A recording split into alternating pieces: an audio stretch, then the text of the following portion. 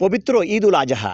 তবে এই ঈদ-উল আজহা উপলক্ষে সরকার অন্যান্য দপ্তর ছুটি দিলেও ছুটি থেকে বঞ্চিত হয়েছে বন বিভাগের বনরক্ষীরা। তারা এই 10 দিন লম্বা ছুটিতে তারা নির্বিঘ্নভাবে কাজ করে যাচ্ছে। বর্তমানে 3 মাসের জন্য অবরোধ চলছে। 3 মাসের জন্য কোনো জেলে বা পর্যটক সুন্দরবনে প্রবেশ করা নিষেধ। এই 3 মাসে যেন কোনো রকম কোনো সুন্দরবনের যে কোনো দুষ্কৃতিকারী সুন্দরবনে প্রবেশ করতে না পারে, সেজন্য ঈদের এই লম্বা ছুটিতে কিন্তু বন বিভাগের বনরক্ষীরা কোনো ছুটি পায়নি। তারা নিরলসভাবে কাজ করে যাচ্ছে। দুষ্কৃতিকারী যারা রয়েছে বা হরিণ শিকারী যারা রয়েছে তারা কিন্তু ওত পেতে থাকে যে কোন ফাঁকে তারা সুন্দরবনে ঢুকে ফাঁদ পেতে হরিণ শিকার করবে এবং অভয়ারণ্য এলাকায় বিষ দিয়ে মাছ শিকার করবে, এই জন্য কিন্তু তারা বসে থাকে। তবে সেই কথা চিন্তা করে বন বিভাগ কিন্তু তাদের ছুটি ক্যান্সেল করেছে, যাতে কোনো রকম কোনো দুষ্কৃতিকারী সুন্দরবনে প্রবেশ করে সুন্দরবনের মায়াবী হরিণ, মৎস্য সম্পদ সহ অন্যান্য বন্যপ্রাণী যাতে তারা নিধন করতে না পারে, সেইভাবে কিন্তু তারা নিরলসভাবে কাজ করে যাচ্ছে। ঈদে তাদের ছুটি দেওয়ার কথা ছিল, অন্যান্য ডিপার্টমেন্ট 5 জন থেকে 14 জন পর্যন্ত সরকারি ছুটি,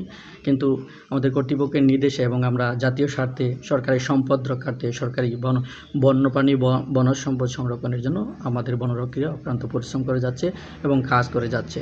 4টা স্টেশন আছে, 4টা স্টেশন টোটাল হচ্ছে আমার 22টা ক্যাম্প আছে করমজল বন্যপ্রাণী প্রজনন কেন্দ্র সহ। আমার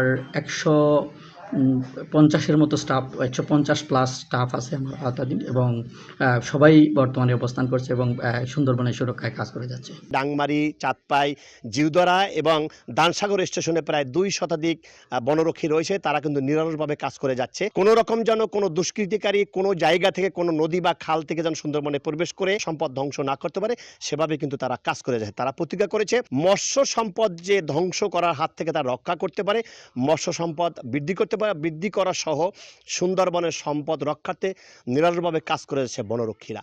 মাহমুদ হাসান, সময় সংবাদ, মোংলা।